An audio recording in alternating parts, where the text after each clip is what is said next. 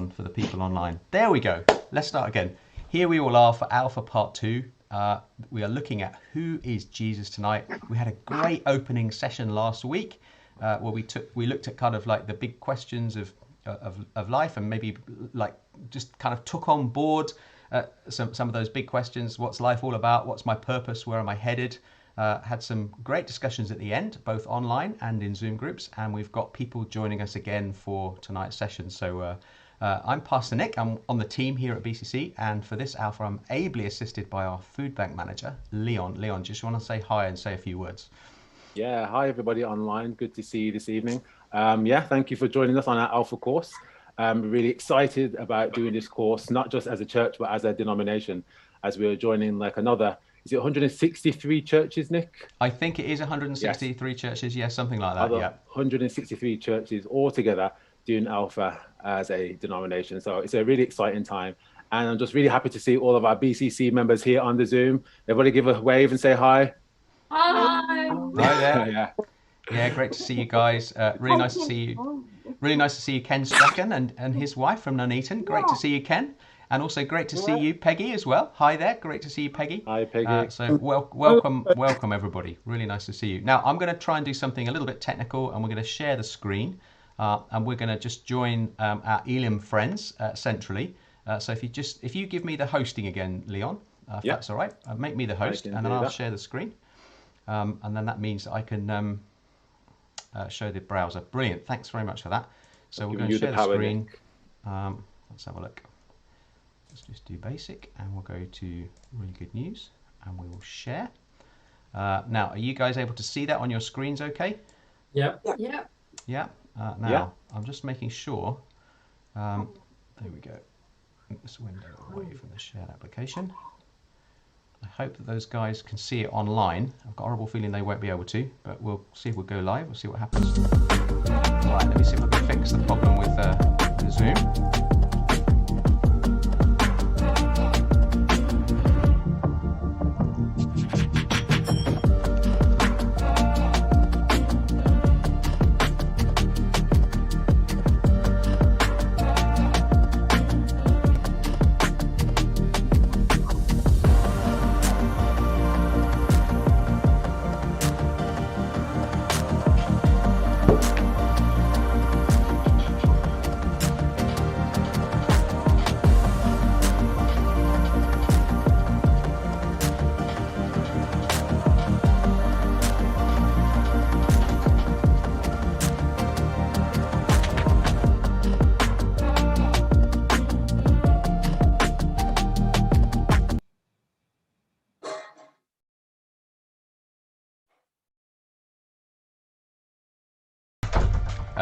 So I'm going to kill that window, make an executive decision.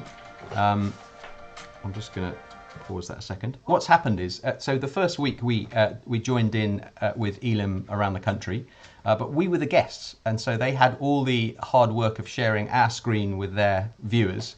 Now, in trying to share their screen with us this time so that people can see that, that's just not worked. It's come up blank.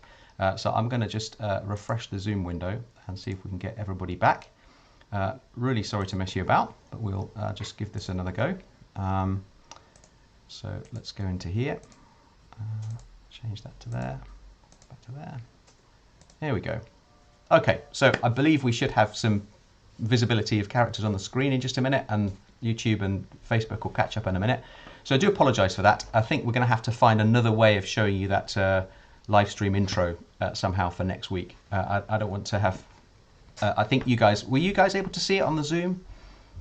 No. You could see it on the Zoom, but I think the people on the live stream weren't able to see it. You could see it on the Zoom. You could see it on the Zoom, but the guys on the live stream just had a black screen and some music. It was a blank screen. Yeah, okay.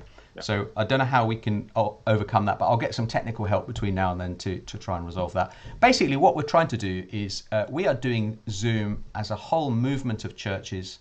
There's over 160 Elim churches around the UK that are all doing the Alpha course via Zoom and via live stream all together, kind of the same time every week. And we're all doing kind of part 2 tonight. And the idea was to join in with them for some introductions and chat and stuff just for a few minutes. That's a really good concept, a really great idea. I was totally up for it. And as I say last week, we were the guests of that, so that worked really well for them. And I don't know how that came across for us, but it worked. But this week it hasn't worked. So, hey, we'll just move on. So what we're going to do tonight is we are going to play part 2 of the Alpha course, which is an exploration of the person of Jesus. It's really, we're trying to unpack who Jesus was. It might surprise you to know that most historians today, most credible historians, actually accept that Jesus was a real person. That isn't the debate anymore. It used to be the debate, but now it isn't. Most historians believe that he was a figure who existed in history.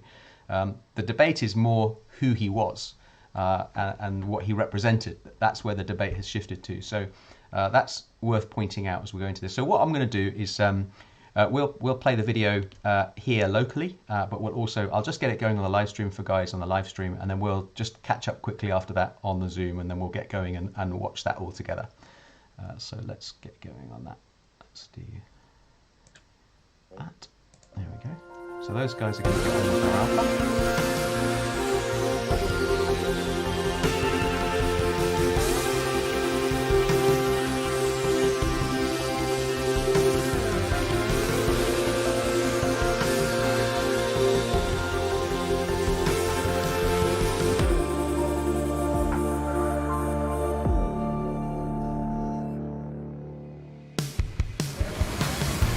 Flight number. Okay. We made it! Yeah! Woo! Thank you. And of course, you know that you'll... Yes.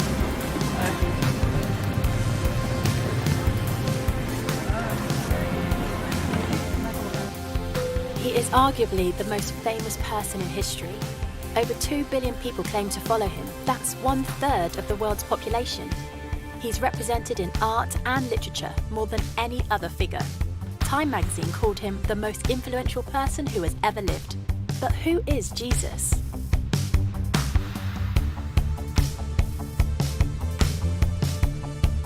Who is Jesus? I think, I believe he was a person. He's the Son of God. I don't believe Jesus ever really existed. Son of God. If I have to answer that question, I would say God. he plays on the wing for Chelsea. If you read the Bible, I don't think I could believe in all of that. Everything. He can be any, but for me, he's everything. Who is Jesus?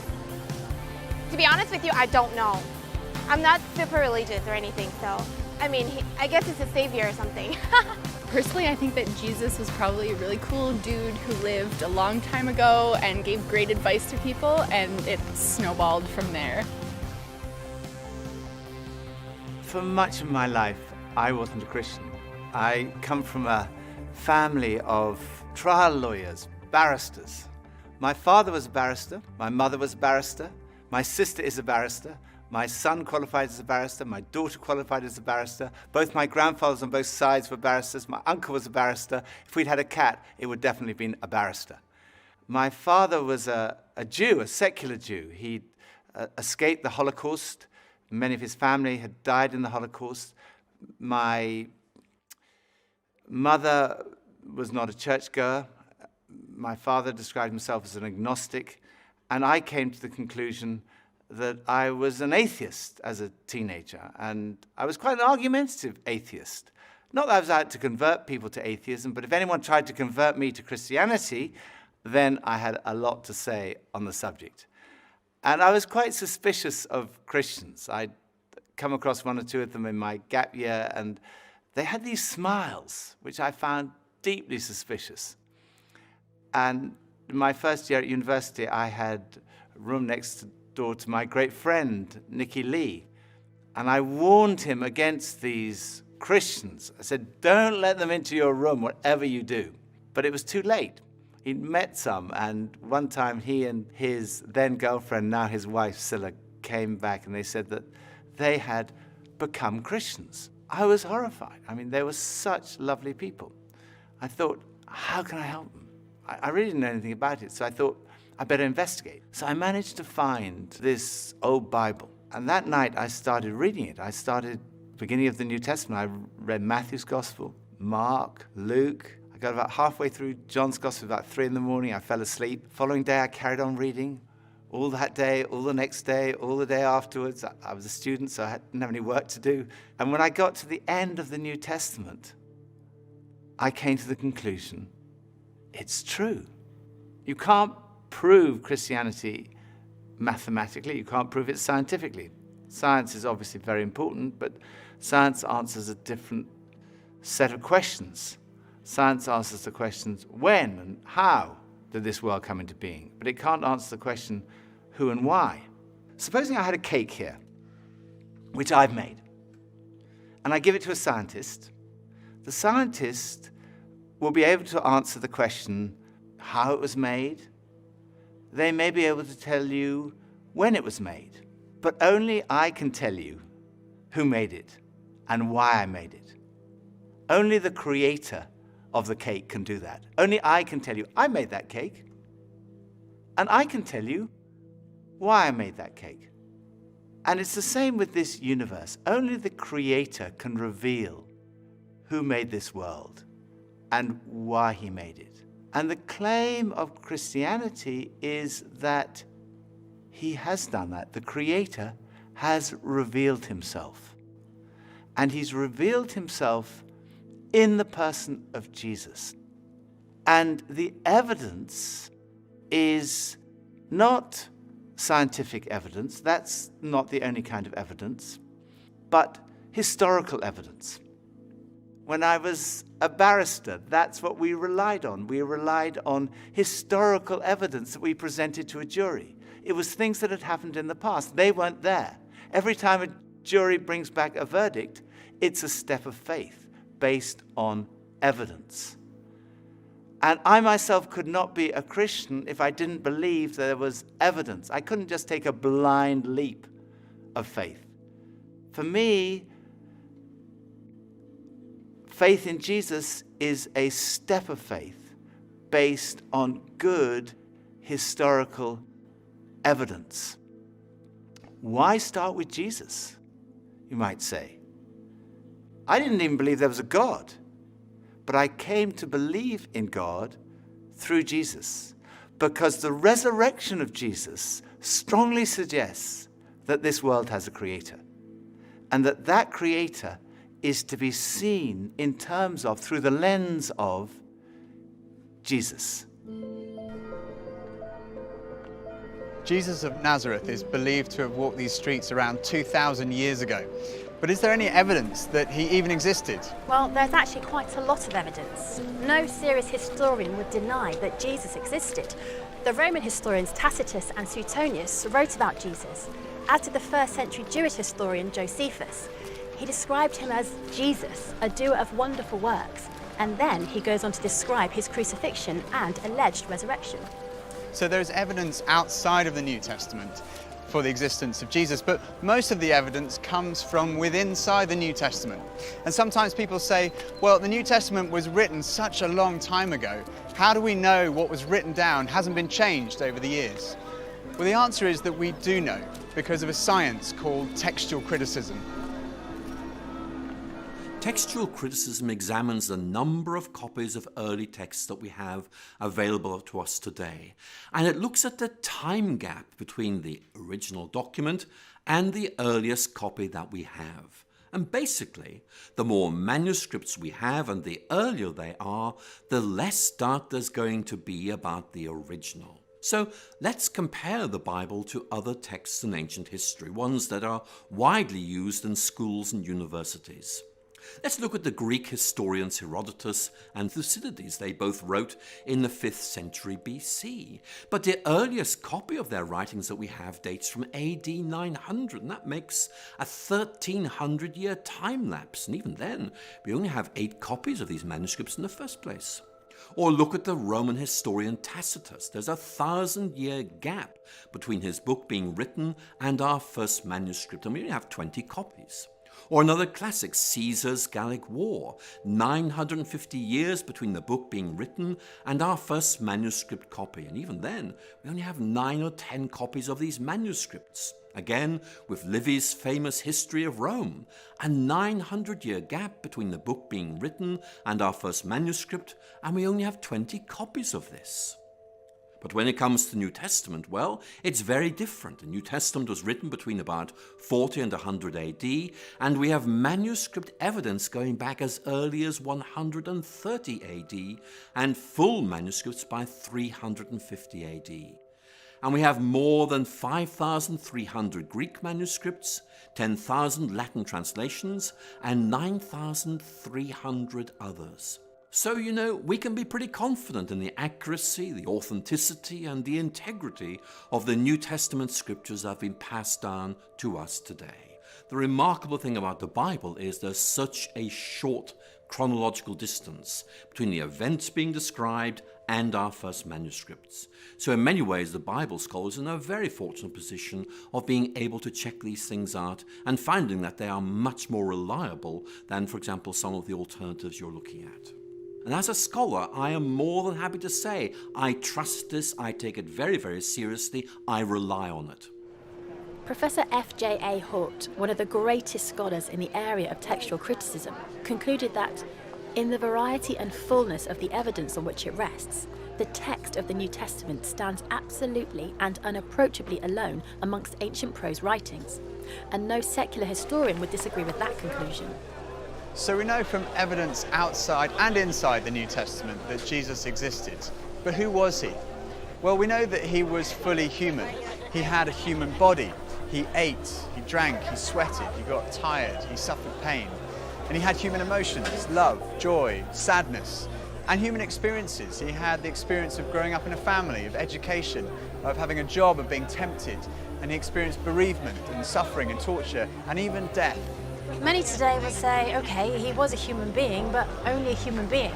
Maybe he was a great religious teacher, but no more than that. Others would say he was much more than that. Bono, the lead singer of the band U2, has said, I don't think you're let off easily by saying he was a great thinker or philosopher, because actually he went around saying he was the Messiah. That's why he was crucified. He was crucified because he said he was the Son of God. So he either, in my view, was the Son of God or he was nuts. And I find it hard to accept that all the millions and millions of lives, half the earth, for nearly 2,000 years, have felt their lives touched and inspired by some nutter. I don't believe it. He went on to say, I believe that Jesus was the Son of God. What evidence is there to suggest that Jesus was more than just a great religious teacher? There are two parts to this argument. The first is, what did Jesus think about himself? Because if Jesus didn't think he was God, that's the end of the argument. But if he did, the second part of the argument is, was he right? So, what did Jesus say about himself? First piece of evidence is the fact that his teaching was centered on himself. Most great religious teachers point away from themselves. They say, don't look at me, look at God. Jesus, who personified humility in pointing people to God, pointed to himself. He said, look at me, come to me. We've talked about this search for meaning and purpose, that feeling of like a spiritual hunger that other things don't quite satisfy. Jesus said, I am the bread of life. I'm the one who can satisfy that spiritual hunger. Addiction is a major problem in our society. Jesus said, if the Son, in other words, if he himself sets you free, you will be free indeed. Then there's all the stuff we carry around, worry, anxiety, guilt, fear. Jesus said, come to me, all you who are weary and burdened, and I will give you rest. He said, if you receive me, you receive God. If you welcome me, you welcome God. If you've seen me, you've seen God.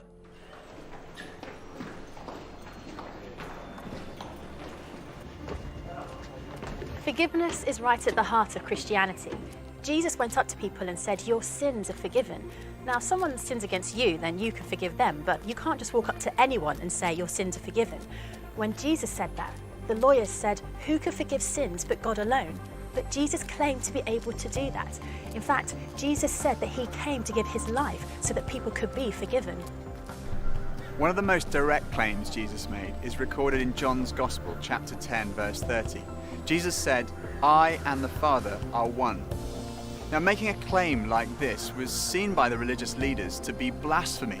It's tantamount to a claim to be God, and it was punishable by death by stoning. People picked up stones to stone him.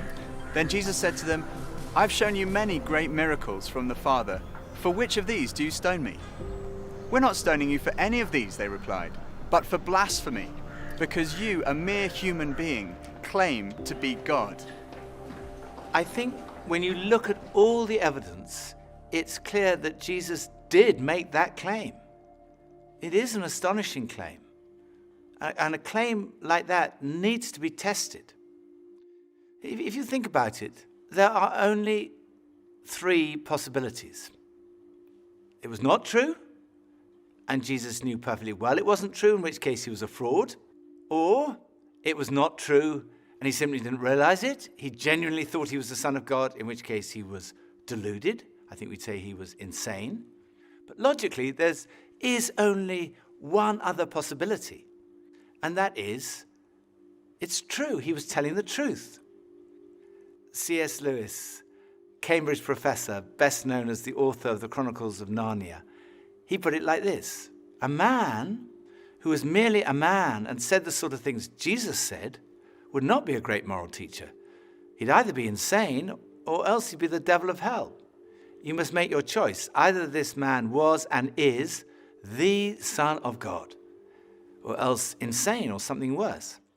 But let's not come up with any patronizing nonsense about his being a great human teacher. He hasn't left that open to us. He didn't intend to. So was Jesus right in what he said about himself? What evidence is there to support his claims? Well, the first piece of evidence is his teaching. Much of the New Testament records numerous occasions where crowds gather to hear Jesus teach. And on one occasion, on a mountain like this, more than 5,000 people gathered to listen to the teaching of Jesus. The Sermon on the Mount has been widely acknowledged amongst the greatest teaching of all time. Jesus' teaching has been the foundation of our entire civilization. Many of our laws were originally founded on Jesus' teaching. Love your neighbour as yourself. Do to others as you would have them do to you. And then this, totally revolutionary: love your enemies.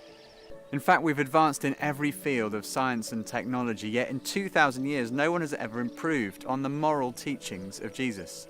They are the greatest words ever spoken. They're the kind of words you might expect God to speak.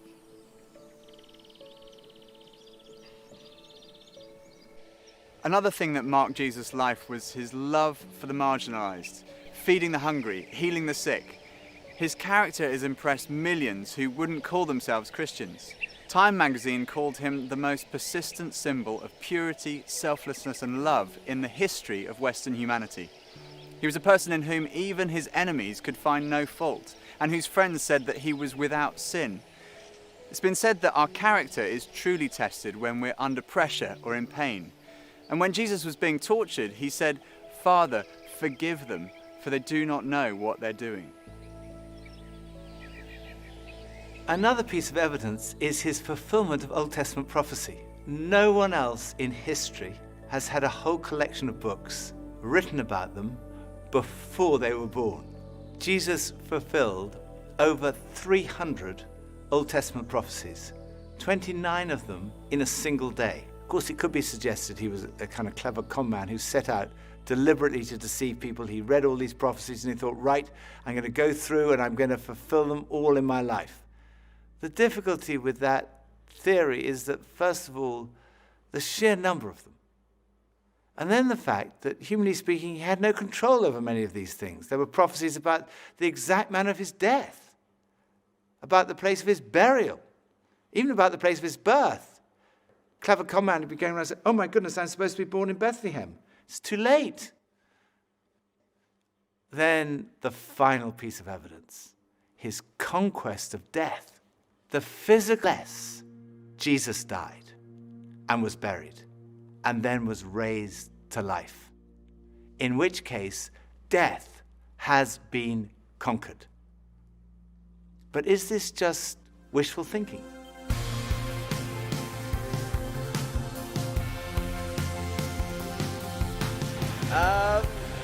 rose from the dead. That's what I was taught. I don't know, I can't say yes or no. Yes, I do believe that Jesus rose from the dead. As a man of science, I think that's pretty impossible. I believe so. Yes, I did. I definitely don't think that Jesus rose from the dead. Yeah, I don't think he did. No, Jesus did not come back from the dead. That's ridiculous. Well, it could be used as a metaphor, right? Could have been a drug trip. Yeah, of course he did. I do believe in that, 100%. Just the relationship that I have with him is proof enough. I'm not sure. I haven't looked that up. I don't know. I don't know.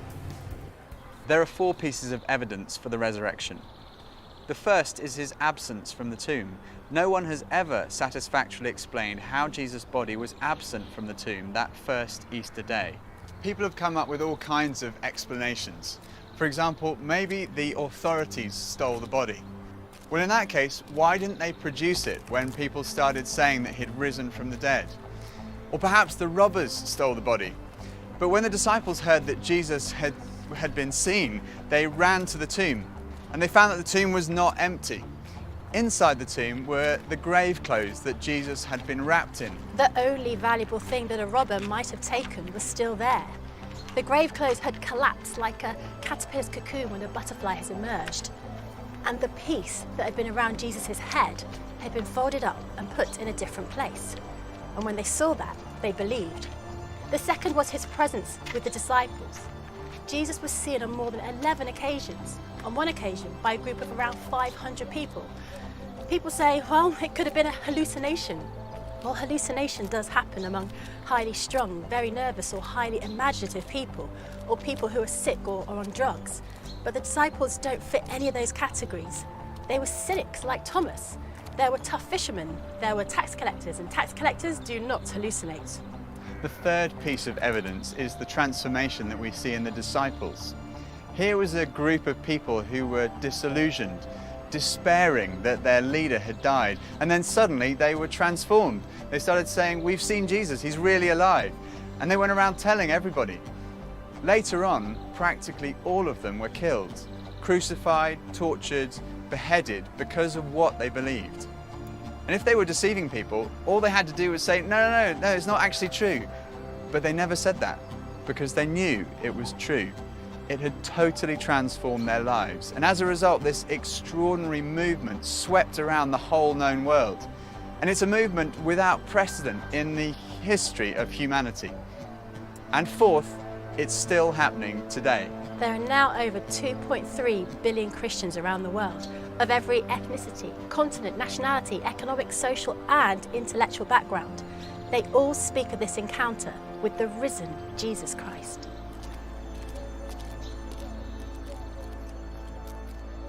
So what are we to make of Jesus?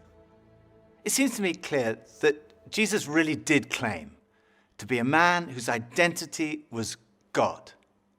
And when we look at the evidence of his teaching, his life, his character, his fulfillment of prophecy, his resurrection, to say he was insane or a fraud seems to me absurd, illogical, actually unbelievable. On the other hand, it provides the strongest possible supporting evidence that what Jesus said about himself was true. And when I looked at the evidence, when I read the New Testament, I came to the conclusion it is true. I didn't want to become a Christian because I thought if I became a Christian, life would be totally miserable from that moment onwards. So I tried to put it off. I thought I'll put off becoming a Christian to my deathbed. And then I realized that would not be intellectually honest. So very reluctantly, I kind of said, okay. Yes. And at that moment, I can still remember that moment so clearly. It dropped from here, from my head, being convinced it was true, to here in my heart, having an experience of a relationship with Jesus. And finding what, I guess looking back, unconsciously, I'd been searching for all my life. something that provided ultimate meaning and purpose to my life. It was the very last place on earth that I expected to find it.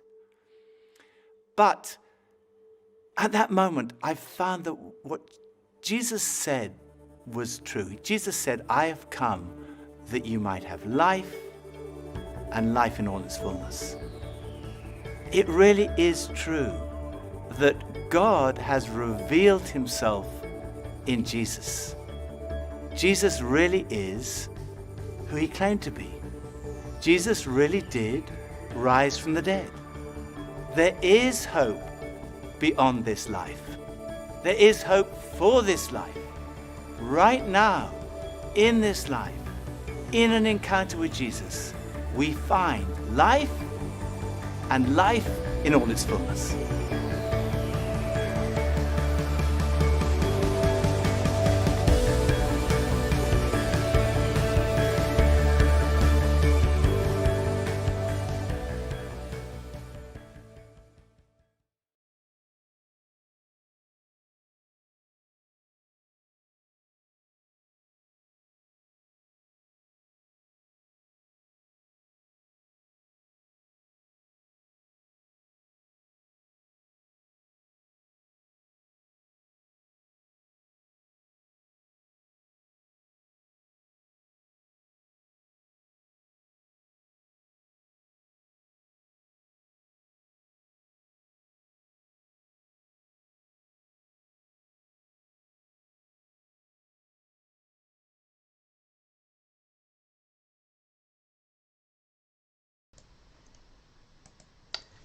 So we're all back, and just want to do a quick check with you guys.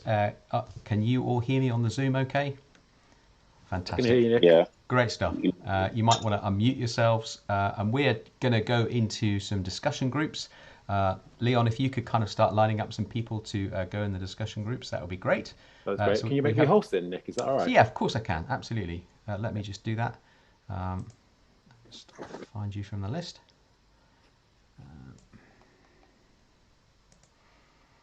There we go. You're the host. There we go. So you're the host now. And so what Leon's going to do is he's going to assign all the people on our Zoom call into some discussion groups. And we're going to spend a little bit of time letting you have some discussion around your groups. I think there are some facilitators connected with each of your groups so that you can ask questions and just discuss the ideas. Fantastically filmed video. I mean, just like they seem to get to travel the world, these guys, don't they? And go everywhere. Really, really good film and just really well presented. Really enjoyed all the different bits they had to bring. In a minute, what we're going to do is we're going to say hi to some people on our live streams as well. We've got people on Facebook and on YouTube, and myself and Leon will take a little bit of time just to chat with those people and take any questions that they might have. So we'll do that. So Leon, if you want to jump us across into yeah, if you give me like maybe 1 more minute. 1 more minute, no problem at all. I think just as a kind of a point, one of the things that was very striking to me when I did the Alpha all those years ago myself was the business about the different manuscript evidence that there is. I had no idea of the volume and the content and the proximity of the number of manuscripts to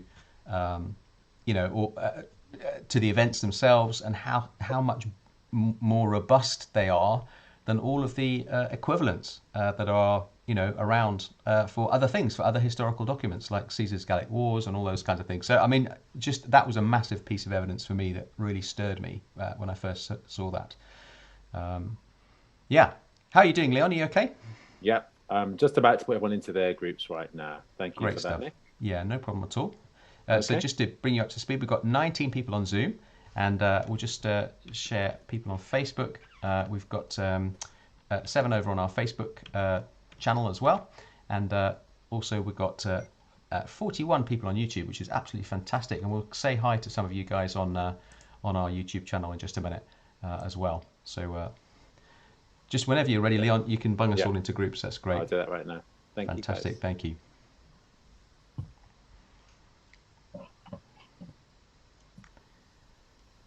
What you'll see on our live streams is people disappearing off into the ether, but actually they're just going into discussion groups.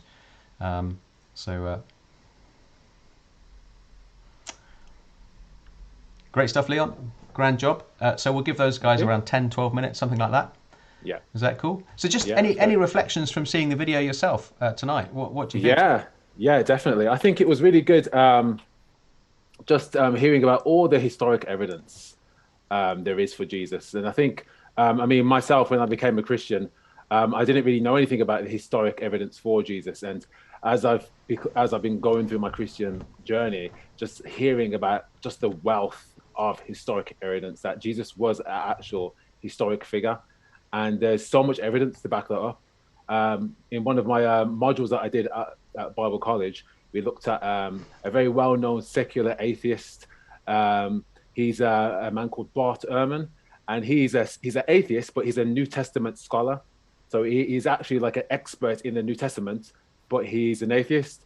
And he himself, he documents that he can identify 15 separate New Testament documents, separate from the Gospels, from the ancient times, that document the crucifixion of Jesus. And basically he's saying, if the crucifixion happened, then basically Jesus must have been alive.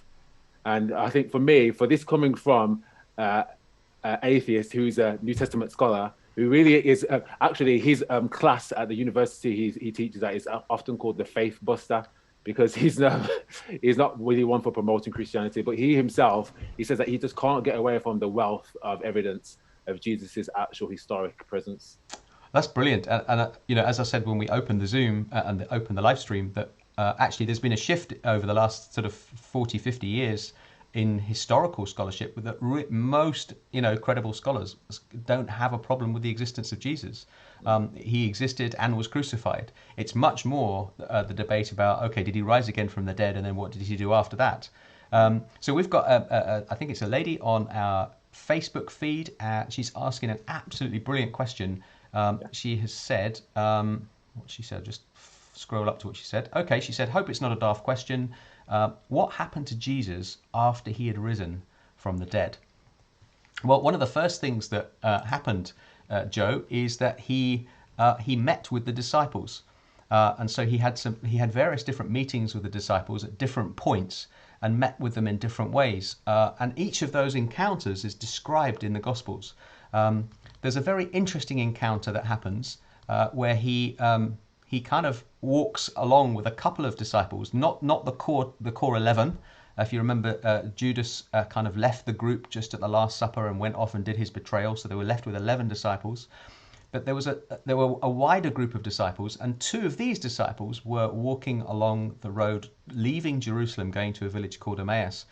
And Jesus comes up alongside them and starts having a conversation, doesn't he, Leon? And it's quite a kind of really intriguing kind of thing that goes on, because they don't recognize who he is at first, do they? No. And they're kind of blinded by it. And I think, you know, there's lots of explanations for why they're not quite conscious to who he is. Most largely the fact that they've just seen him crucified on a cross, and they're totally not expecting it at all. He's the last person they're expecting to see. Totally, yeah. And so they walk for a few miles, and they have this incredible conversation where Jesus kind of points out bits of scripture that talk about what was going to happen before it happens, and then how the Messiah was going to come and what he was going to do. And then they stop and they invite him in to sort of share some food with them, because it's getting towards nightfall. And he then kind of has the first communion with them. I don't know what your Christian experience is at all, Joe, but the communion is the breaking of bread and the sharing of wine to remember what Jesus did on the cross through his body and his blood. But as they're having that first communion, they suddenly realize, oh my goodness, it's Jesus. And they're kind of really, you know, stirred by this encounter. So that's one instance. And so in those early days, what happens is Jesus spends time connecting with disciples, and people see him. Have you got any perspectives on that question, Leon? What do you think? Yeah, my thoughts on that is, so he appeared to his disciples after his resurrection. But I think one of the really key points of this is that his disciples, they doubted Jesus. Yeah. Because Jesus told his disciples that he was going to be crucified and then rise from the dead. And even though they spent all this time with him and saw Jesus perform all these miracles, they still doubted that he was able to do this. So when Jesus appeared to them after the resurrection, it really caused them to believe. And I think that's quite encouraging for people who are, investigating faith, that you might be investigating faith thinking, oh, I'm not too sure about this, I got a few doubts. But even people who spent quite a significant amount of time with Jesus, they doubted him. And Jesus kind of like, he was very gracious towards them. And basically, as he appeared to them, he reassured them, look, yes, the things that I said about you, the things that I promised about me, yes, they're true. And I think so. What's one of the things that Jesus did when he revealed himself after his resurrection was to reassure his disciples that what he said was true. Yeah, I mean, there's a very famous episode, isn't there? I think it's in John's Gospel where one of the believers, or one of the disciples rather, called Thomas, he's incredibly skeptical, isn't he? And he's like, I'm not going to believe in this unless I actually see Jesus right in front of me and I get to touch the wounds of his crucifixion. He was really kind of probably a bit like how I was before I came to Christ. It's like, unless I actually see it and touch it, you're not giving me this nonsense kind of thing. And so, but then Jesus very graciously appears, doesn't he? And he allows Thomas to actually touch, but like particularly the wound in his side, which he got from the spear, I think, on the cross. Yeah. And then Thomas has just like, he's completely blown away, isn't he? And he's like, he worships Jesus. He's like, oh my goodness, you are the Son of God, you know. So it's such a key time for some of those individual relationships. And in fact, Luke writes a follow-on book to his Gospel of Luke, which is called the Book of Acts. And in the first chapter of Acts, it's got this quite cool sentence where it says, and Jesus gave many convincing proofs that he was alive. You know, so these weren't things that were airy-fairy or difficult to tell. They were definite proofs that he was around to many different people. So I think the first thing, one of the big first things, Joe, that he did was he kind of re-established that all the things he'd said had come true, and he existed and was alive again in his resurrected body. So great question. Really appreciate that. Let's just have a jump back onto some of our live streams and see if we've got any other questions. Loads of people on any YouTube. Questions, please post them. Yeah, loads of people on YouTube. Thanks to all of you guys on YouTube for posting your questions. Lots of people just listening in. Really good. I think I'm just going to jump back to Facebook because I think Joe may have asked another question. What did she say? Yeah, she says, historical evidence and the textual criticism makes me want to read the Bible. I am really curious now. Well, all I can say, Joe, is you're in exactly the right course, exactly the right place to be. If you want to pursue that curiosity, you will find it richly rewarded as you really go on that journey of investigation.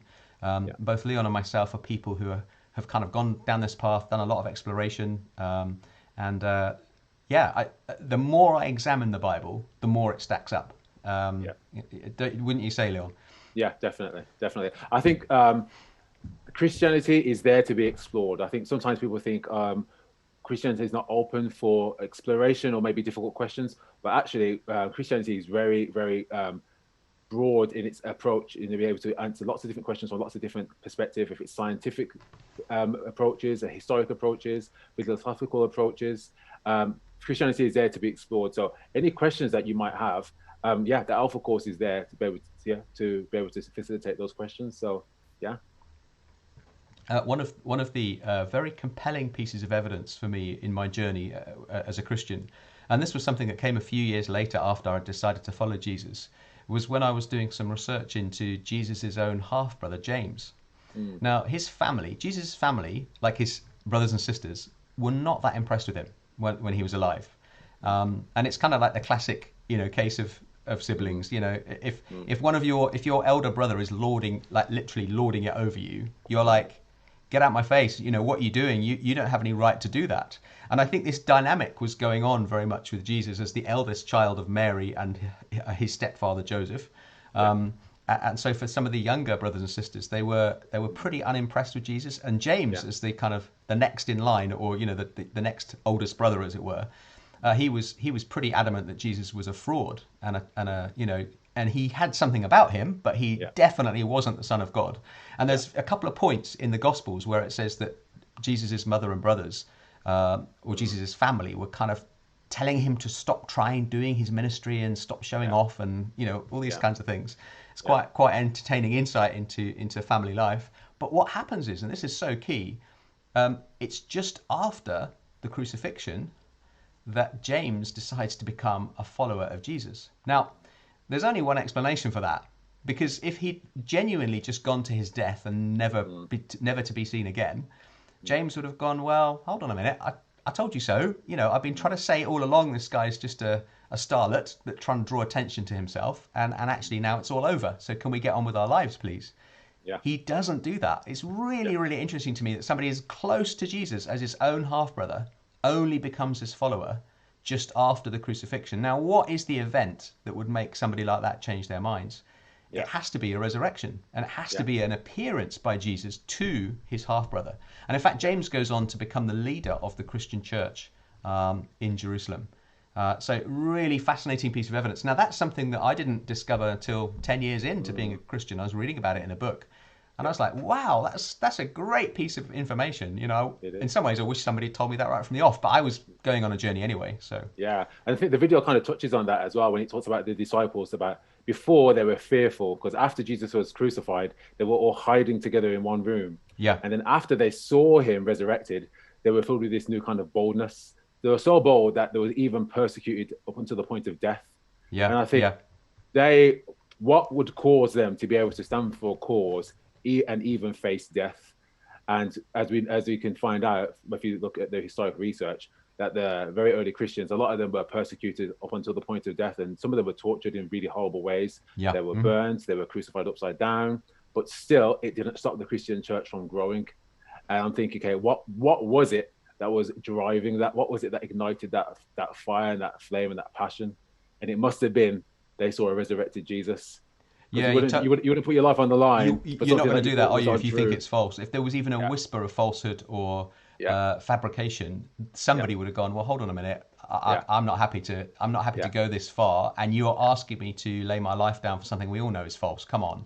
And they don't do that, do they? They go right down to the line and are prepared to sacrifice their own lives for the truth of what they'd witnessed and seen. Very, very compelling. You know, any kind of conspiracies today where there's somebody in the group that wants to blab, they will very often, and it comes out, and then it all gets undone, and people go, oh well, it was just a scam or it was a falsehood. That does not happen in this case at all, does it?